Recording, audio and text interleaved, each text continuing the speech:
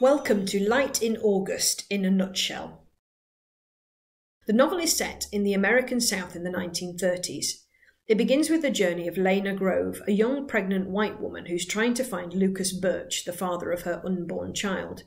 He's been fired from his job and moved to Mississippi, promising to send word to her when he has a new job. Not hearing from Birch and harassed by her older brother for her illegitimate pregnancy, Lena walks to Jefferson, Mississippi. There she expects to find Lucas working at another planing mill, ready to marry her. When she arrives in Jefferson, Lucas is there, but he's changed his name to Joe Brown. Looking for Lucas, Lena meets shy, mild-mannered Byron Bunch, who falls in love with her, but feels honour-bound to help her find Joe Brown. Thoughtful and quietly religious, Byron is superior to Brown in every way, but his shyness prevents him from revealing his feelings to Lena. The novel then switches to the second plot strand, the story of Lucas Birch's partner Joe Christmas. The surly, psychopathic Christmas has been on the run for years, ever since at least injuring, perhaps even killing, his strict Presbyterian adopted father. Although he has light skin, Christmas suspects that he is of African-American ancestry. Consumed with rage, he is a bitter outcast who wanders between black and white society, constantly provoking fights with black and white alike. He has a sexual relationship with Joanna Burden, an older woman who descended from a formerly powerful abolitionist family. Though their relationship is passionate at first, Joanna begins menopause and turns to religion, which frustrates and angers Christmas. At the end of her relationship with Christmas, Joanna tries to force him at gunpoint to kneel and pray. Joanna is murdered soon after. Her throat is slit and she's nearly decapitated. The novel leaves readers uncertain whether Joe Christmas or Joe Brown is the murderer.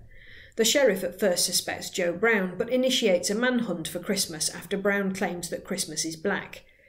The manhunt is fruitless until Christmas arrives undisguised in Mottstown, a neighbouring town. He is arrested and jailed, then moved to Jefferson. As police escort him to the local court, Christmas breaks free and runs to Hightower's house. A white vigilante, Percy Grimm, follows him there, and, over Hightower's protest, shoots and castrates Christmas.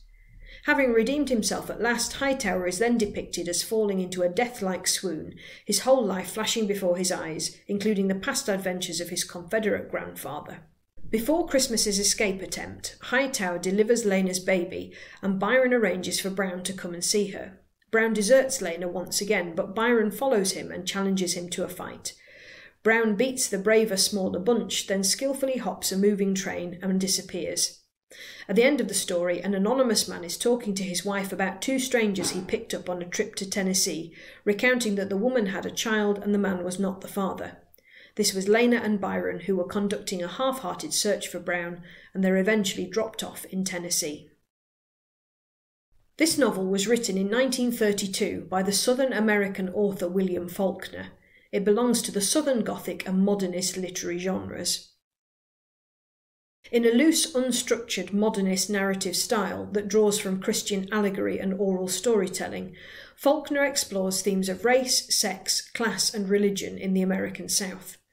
By focusing on characters who are misfits, outcasts or otherwise marginalised in their community, he portrays the clash of alienated individuals against a puritanical, prejudiced rural society. This story links to Outer Dark, which is another Southern Gothic novel. It can also be compared with Beloved in terms of race and identity. Read Chapter 1. Explore Faulkner's characterisation. What was the public reaction to the text when it was published? Research modernism and stream of consciousness.